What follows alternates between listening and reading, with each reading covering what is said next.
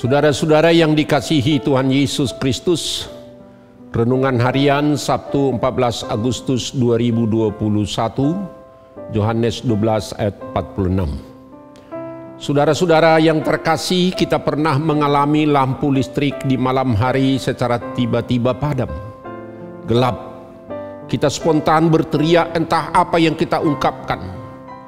Ada pengalaman kami pada masa kuliah di asrama Sekolah Tinggi Teologi HKBP Pematang Siantar tahun 70-an. Lampu listrik sering mati di saat belajar di kamar atau di perpustakaan. Apabila listrik mati, semua mahasiswa setiap barak dari asrama barak A dan sampai barak G berteriak dengan segala gaya bahasa yang kuat. Ada yang bernyanyi, ada yang menggerutu dengan berbagai kekesalan karena terganggu belajar menyelesaikan tugas dan lain-lain, apalagi besoknya mau ujian. Suatu keadaan lampu mati menjadi kesempatan berbagai sikap meluapkan perasaan masing-masing secara bersama-sama. Tetapi ada juga yang tenang mengambil lilin yang sudah biasa dipersiapkan, lilin yang besar atau yang kecil. Dan ada senter dinyalakan untuk meneruskan tugasnya. Yang mau saya utarakan bahwa suasana kegelapan membuat berbagai respon kita masing-masing, entah sadar atau tidak sadar, menjadi kesempatan berbuat apa dan bagaimana tercipta suasana baru. Tetapi sebenarnya bukan menyelesaikan persoalan mati lampu, tetapi hanya menunjukkan kekesalan hati. Tetapi sesudah lampu menyala, berubah ungkapan kegembiraan yang juga mengungkapkan perasaan hati, meredakan suasana, dan kembali menjadi ketenangan dan kesibukan masing-masing. Saudara-saudara yang dikasihi Tuhan Yesus Kristus, kegelapan merubah semua hidup kita, aktivitas, kegiatan kita. Dunia kegelapan yang sering digambarkan adalah keberdosaan, kejahatan, hal yang tidak berkenan di hadapan Tuhan, membuat kehancuran hidup, ketidaktenangan hidup. Tidak ada damai sejahtera. Semua dunia kegelapan hanya nikmat sesaat. Tetapi sesaat di kemudian hari, kita butuh terang kehidupan.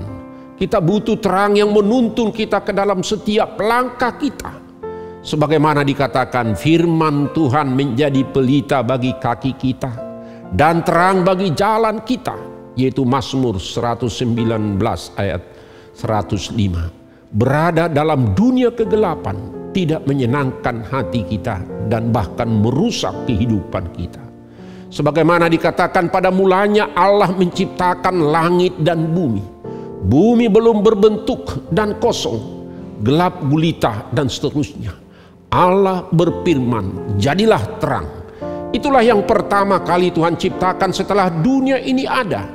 Sejak dari awal Tuhan ingin memberikan terang dalam dunia ini, di dalam dunia kehidupan kita. Sebab terang itu merupakan sumber kehidupan.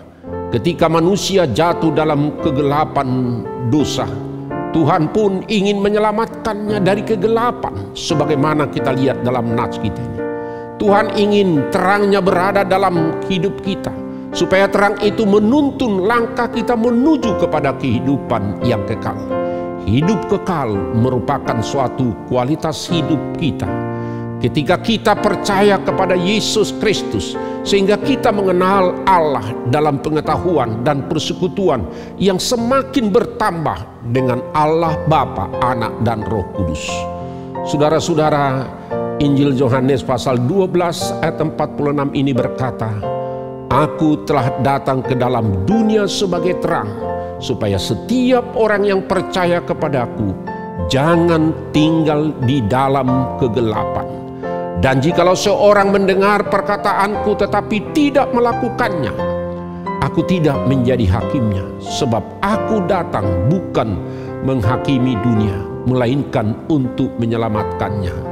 Yohanes 12 ayat 47. Jadi menjadi anak-anak terang, sebagaimana Rasul Paulus berfirman, memang dahulu kamu adalah kegelapan, tetapi sekarang kamu adalah terang di dalam Tuhan. Sebab itu hiduplah sebagai anak-anak terang, karena terang hanya berbuahkan kebaikan, keadilan, dan kebenaran. Dan ujilah apa yang berkenan kepada Tuhan. Janganlah turut mengambil bahagian dalam perbuatan-perbuatan kegelapan yang tidak berbuahkan apa-apa. Tetapi sebaliknya, telanjangilah perbuatan-perbuatan itu. Sebab menyebutkan saja pun apa yang dibuat oleh mereka di tempat-tempat yang tersembunyi telah memalukan. Tetapi segala sesuatu yang sudah ditelanjangi oleh terang itu menjadi nampak. Sebab semua yang nampak adalah terang. Itulah sebabnya dikatakan, bangunlah hai kamu yang tidur, dan bangkitlah dari antara orang mati, dan Kristus akan bercahaya atas kamu. Karena itu perhatikanlah dengan seksama bagaimana kamu hidup. Janganlah seperti orang bebal, tetapi seperti orang arif. Dan pergunakanlah waktu yang ada, karena hari-hari ini adalah jahat. Sebab itu janganlah kamu bodoh, tetapi usahakanlah supaya kamu mengerti kehendak Tuhan. Efesus 5 ayat 8 sampai ayat 17. Marilah hidup kita di dalam terang sebagaimana yang Tuhan kehendaki. Amin.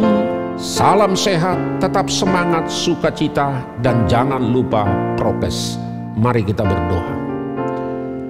Terima kasih Tuhan atas terang-Mu melalui firman-Mu yang menuntun kami dalam setiap langkah dan kehidupan kami. Sehingga kami hidup di dalam terang dan menjadi terang di tengah-tengah dunia ini. Dalam setiap perkataan, perbuatan, dan pekerjaan kami dan kehidupan kami sehari-hari menjadi terang di tengah-tengah dunia kegelapan ini. Berkatilah kami Tuhan, kuatkan kami melakukan sebagaimana yang Tuhan kehendaki dalam situasi keadaan yang kami hadapi dalam masa-masa kesulitan sekarang ini. Dalam nama Tuhan Yesus Kristus kami berdoa dan mengucap syukur. Amin.